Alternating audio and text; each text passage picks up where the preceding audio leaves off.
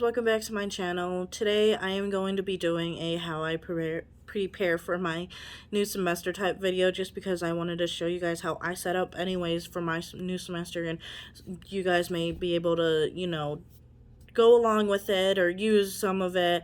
Or if you're a new college student getting into college, you guys can use it too, because I know how difficult it can be and confusing it can be to set up for a new semester at college. I know anyways I was and I didn't know what to do anyways. I go to the Metropolitan State University here in Denver, so it's a weird college because they don't offer any dorming housing or anything unless you want to rent out a place that they offer for cheap. But I hear that those places are not good. But so I won't be able to give out any information about dorming or anything like that, just because I'm not in the dorms, because they don't have dorms anywhere. And my school is a little bit different because they didn't publish their online things until literally like a few days before school started. So of course, if you have a school and they give out their stuff a little earlier, then your look may be a little bit different than how I prepare, because of course I don't have a whole break to go over everything and get prepared. I only have like a few days to get prepared for everything. So yeah, it is a little late. This is my second semester of school right now, in my second semester. So this video is a little late, but I still wanted to give you guys an opportunity to see how I set up everything and how I do everything, of course, as a student who is going to university. And if you guys needed any help, this is how you guys can do it. But let me go ahead and show you guys how I set up everything. First off, when it comes to setting up everything, I usually go straight to my bullet journal. This is an Archer and Olive bullet journal. I think it's B5 size. I could be wrong, but I started bullet journaling strictly because of college, because I had seen, like, back in high school, I was having a really tough time in tracking my things, and I didn't even know about bullet journaling until my late high school years. So I didn't start it until my first year of college. My bullet journaling may not be for everybody. It does take out a lot of time and work and effort to actually bullet journal and set up everything. And as you can see, this is all me. So it may not be for everybody. Of course, regular planners are perfectly fine. But for me, I don't do it for like the aesthetics or anything. I strictly do it just to follow all of the homework that I have to do. Of course, I don't use this bullet journal like 24/7 every day, which is why like habit trackers and all those don't really work too well with me, because I don't use it every day. Of course, that may be losing the purpose of having the bullet journal, but for me, it seems to help me a lot.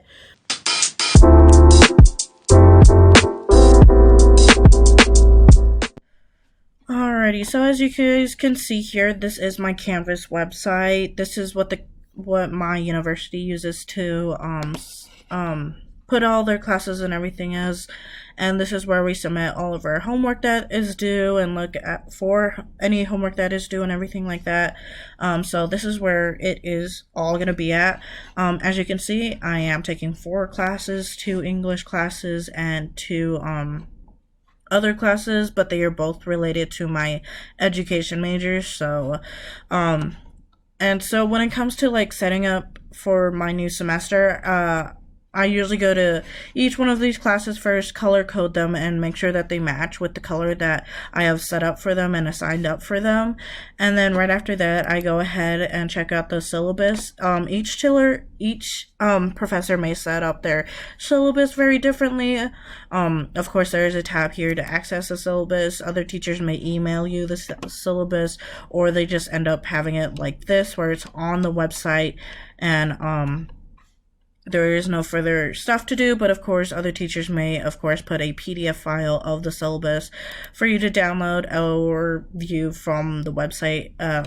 And then that's really it, but of course I read the syllabus and then I go ahead and go to Notion. This is my Notion page. Of course I won't be doing a tour or anything right now, just because video is focused more on how I set up my semester. But once I go to my Notion page, I make a new page for each one of my classes. As you guys can see here, there are 4 classes right here listed, and then I usually use the basic setup that Notion offers. And if you guys don't know how that looks like, you can go to templates down here, and then it's student right up here, and then I use the Clubhouse homepage, and this is where because I don't want to go through the efforts of setting up a homepage, a new customized homepage each time, I just use this homepage every time. Or there's this one as well. This one's the one I mainly use, but of course people can use other ones. But this is the template I use anyways to set up it. And then I, of course, label everything, and then as you guys can see, I color code everything as well to make sure that the color goes with their color assigned to them. And then I set up the syllabus. As you guys can see, I literally put everything word for word from this syllabus onto Notion, just so I don't have to keep switching back and forth from this syllabus to class assignments that I need to do, and it won't be too hard to figure it out. Everything will be right here, ready to be viewed, because then it doesn't look too scattered around. It doesn't look too complicated for me. Everything's just right here and I know what to do. And then after that, I do fill out the required text that's due, and then even in the required text, I put everything that looks like the prices of them that's in the our school textbook store or on Amazon, because Amazon does rent out textbooks, and I don't feel like purchasing textbooks or anything for a full price, because I am on a budget, so I do try to do everything. Of course, there are different ways to get a textbooks, which I'll show you guys later on, but after I fill in the textbooks, I fill in the weekly schedules and everything. So as you hear, I set it out with week, the assignments, the dates that it's due, the type of stuff it is. So as you can see, I have quizzes that's due, I have regular assignments that are just due, and then the lesson for that class, which is also helpful, or which readings I also have to do, which is very helpful to have it broken down, of course. And then a lot of my teachers this semester are scheduling their to-do homeworks really weird. So with this class, if we are synchronous and meeting face-to-face, and the homework assignment is due that day that we meet at 4 o'clock, and then if we're not meeting face-to-face, then it's due on Thursdays at midnight. So yeah, it's very confusing, but it's helpful to have this information right here as well, just in case, so I don't need to be confused or look back at the syllabus and do all this extra stuff. Of course, because this is an asynchronous class and the due date and the dates that we meet are really weird, I also have a in-class box, just so I know, okay, I meet this teacher on week 1, and I meet this teacher on week 2, and I also meet this teacher on week 3. Okay, so I got that all down, but we don't meet on week 6 or week 8, but we do meet on week 7. So that's how I usually figure out that as well. And I pretty much do that for each one of my classes. I set up the syllabus on each one, I color code them, and I try to figure out everything that's due. And then for some teachers, you may end up having to do it a little differently, of course, because I know some teachers have different requirements, or some teachers just don't have textbooks or anything, so you may have to remove them. So it's just, it does differ from every person, but of course, you do it your way. I'm not telling you to do it my way. Do what's ever comfortable with you guys. But then on my Metropolitan homepage on my Notion, I also have a basic school info and a schedule, just so I also don't have to be confused on what I have to do. So on my basic school info, I just have my email, my password, and everything there, as well as my advisor. As you can see, I had my advisor's name crossed out because this was the wrong advisor. I do know who my advisor is now, but of course I won't tell you guys right now. But I haven't put it in right now, so that's on me. But then after that, I set up my schedule, my weekly schedule. Again, Monday through Friday. I show you when I'm off and then the time schedule, and I color code them as well, just as I did on my bullet journal. So that's how I do that as well. And then after I'm done doing my syllabus, I usually go to the textbook information. I spent like a whole day doing that just so I could figure out what textbook I need and what information I need. Let me go to my English 3470 class because with this class, let me show you the required text because it may be looking overwhelming. There are about like 30 something books that are listed. 49. I was close. There was 49 total books that were listed in her syllabus. I'm gonna let you guys know that right now. These are not required ratings. We have to pick a book from each category right here. So I have to pick a book from film. I have to pick a book from contemporary and etc. etc. That leaves me with like 10 total books I have to read. So when it came to like getting information from these books, I went online, figured out the information, and then making into a sub page.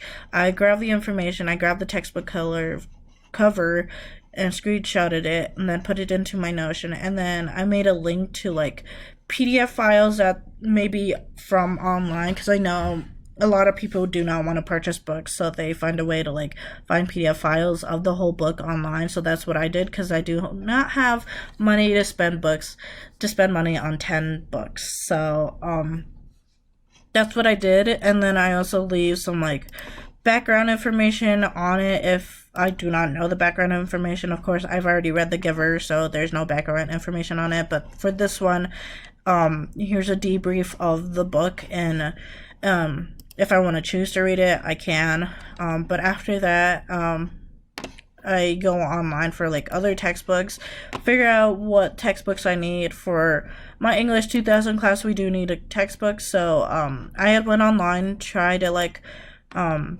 then I went onto this website right here. It is called Library Genesis. Some people may not know it, some people may, but as a college student, it's very helpful to know what this website is. This website, you can search books, regular books, or textbooks even. All you have to do is type in the ISBN number right here, click ISBN right here, and then search it up right here. As you can see, I've already made some previous searches, but let me do an example. Right after you put in your ISBN number, you click search, and then it'll probably pop up with some textbooks right here. But of course, your textbook may or may not be listed here, which is totally fine. There are other ways to, of course, look for one, but this was the easiest way for me to find one, anyways.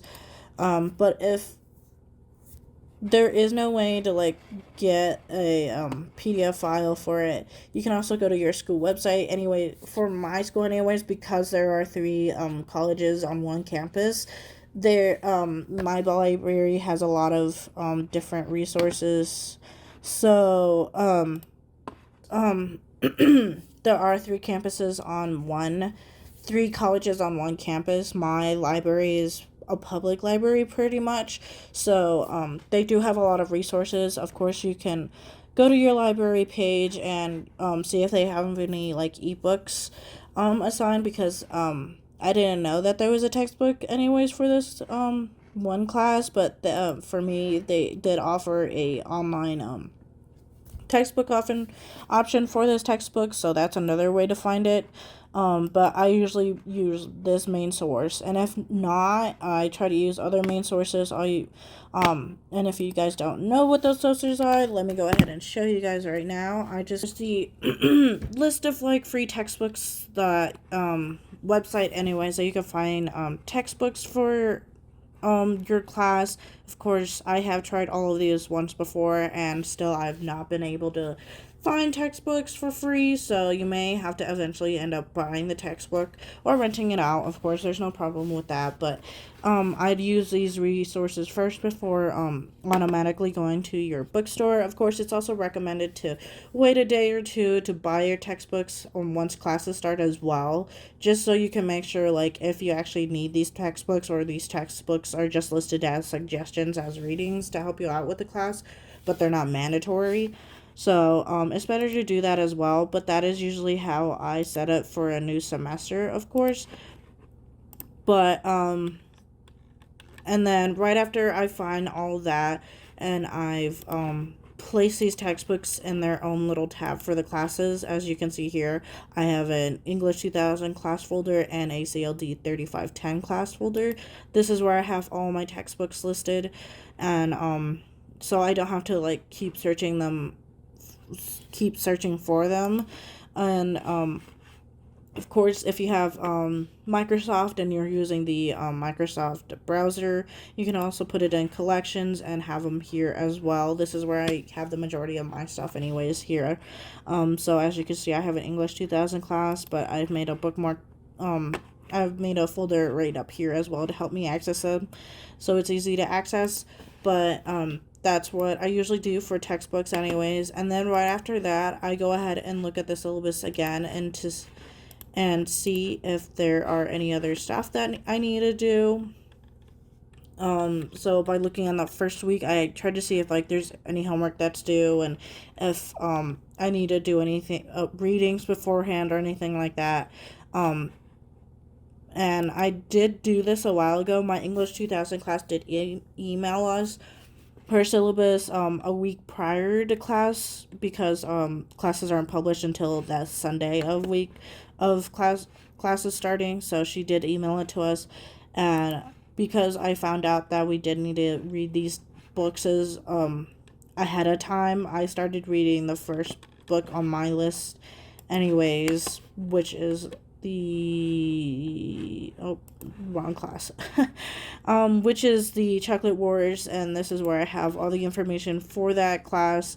I have the pages list out, and then I usually put it as a textbook, a checkbox first, and then right after I read it, I have it as a toggle list, and this is where I have my summary of that chapter. But that is how I use that. But I usually have the 10 major books I'm going to read right here, and then the topic that the textbook is in, since there are several topics that I have to read. And then right after that, I had went ahead and started reading these books. Of course, I've only finished reading the Chocolate Board, but some of these books I have already read, such as Every Day and The Practice of Being a Wallflower. All the other ones, though, I do still have to read, so I'm gonna go ahead and still do that.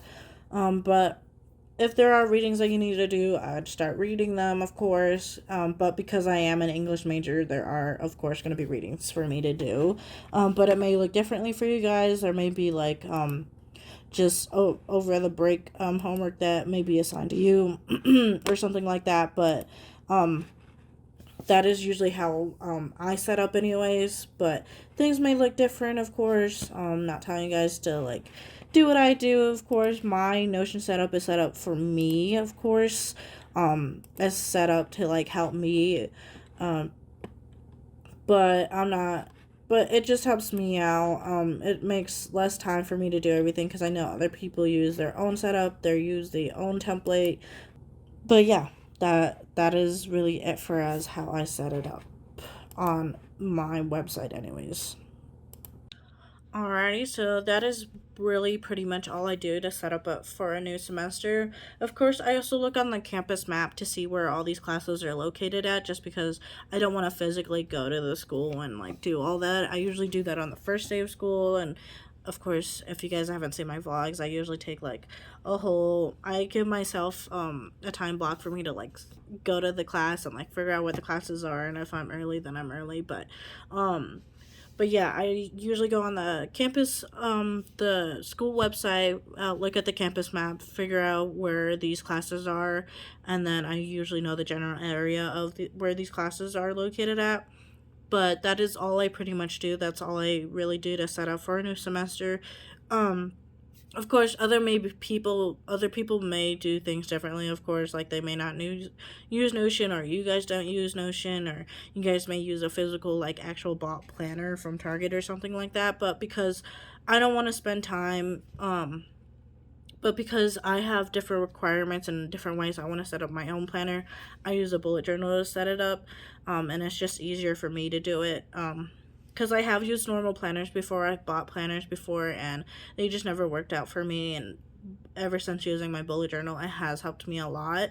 But yeah, that is how I set up for a new semester. Of course, thank you guys for sticking around. I am still new to like doing everything, and hopefully my screen recording and my voice recording actually goes through.